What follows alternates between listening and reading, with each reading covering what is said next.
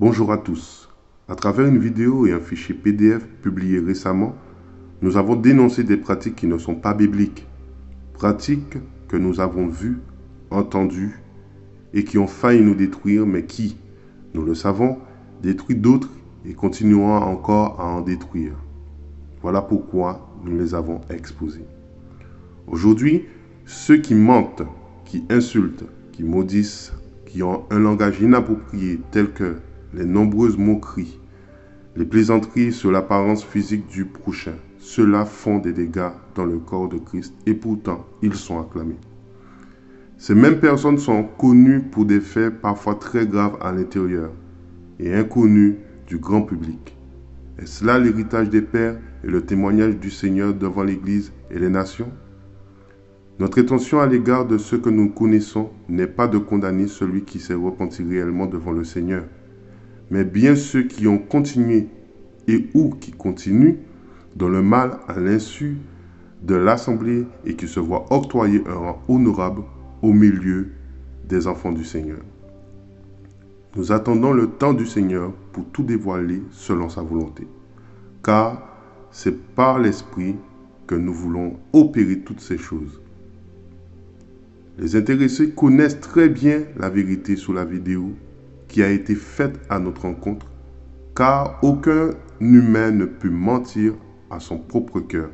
Nous sommes choqués par le manque de sincérité, les mensonges proférés à répétition. Malgré le fait qu'ils ont mentionné le nom de famille, de frères de l'équipe, nous n'allons pas la signaler. C'est le Seigneur lui-même qui va faire savoir la vérité. En effet, l'Église véritable est celle qui s'efforce à garder la parole en la mettant en pratique dans l'amour. En ce qui concerne la vidéo qui a été faite contre nous, nous attendons l'aval du Seigneur pour mettre en lumière ce qui a été évoqué avec preuve. Car en effet, nous ne voulons pas nous écarter du message qui fait l'objet de notre première vidéo, à savoir l'idolâtrie et ses ravages dans l'Église, le mensonge, le contrôle, la manipulation, etc. Vous avez été très nombreux à télécharger le PDF et nous croyons sincèrement qu'elle a ouvert les yeux de beaucoup. La volonté du Seigneur est que son Église vive et prêche la parole pure, l'évangile qui brise le joug de l'esclavage et amène son peuple à la liberté. Jugez-en vous-même. 2 Corinthiens chapitre 3 verset 16. Là où est l'esprit, là est la liberté. Nous avions fait une première vidéo dans laquelle nous avons exposé un certain nombre de faits dans les détails qui n'ont pas été éclairés par les concernés. Nous avons tout fait pour être impartiaux et justes dans nos propos. Nous n'avons volontairement pas cité les prénoms de ceux et celles avec qui nous nous sommes séparés au sein de l'équipe de travail EVDN. Tous savent la vérité et les aboutissants de ces séparations. C'est pourquoi nous avions décidé de ne point faire mention de leur cas dans notre témoignage, car ce n'était pas le sujet.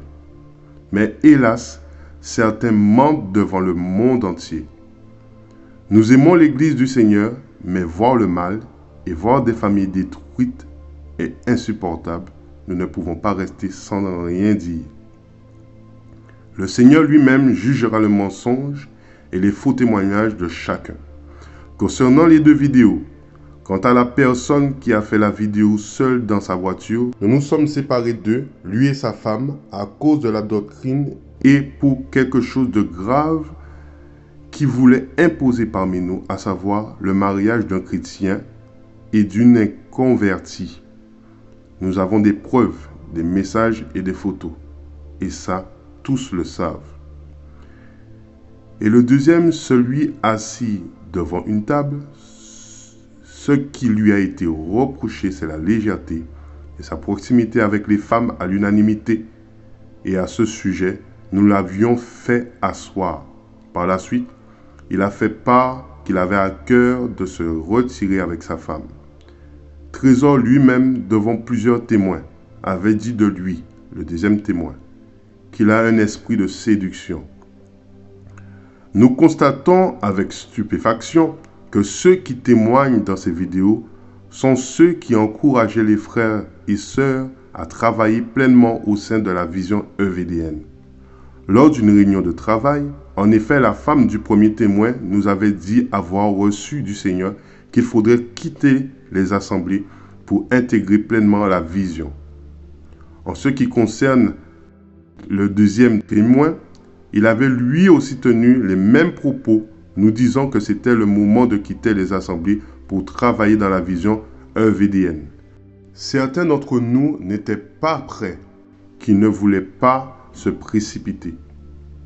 Pour finir, la parole du Seigneur nous dit dans Colossiens, chapitre 3, versets 8 à 10. Mais maintenant, rejetez tout cela, la colère, l'irritation et la méchanceté. Qu'aucune insulte ou parole grossière ne sorte de votre bouche. Ne vous mentez pas les uns les autres, car vous avez abandonné votre vieille nature avec ses habitudes et vous vous êtes revêtus de la nouvelle nature. Vous êtes des êtres nouveaux que Dieu, notre Créateur, renouvelle continuellement à son image pour que vous le connaissiez parfaitement. L'équipe EVDN.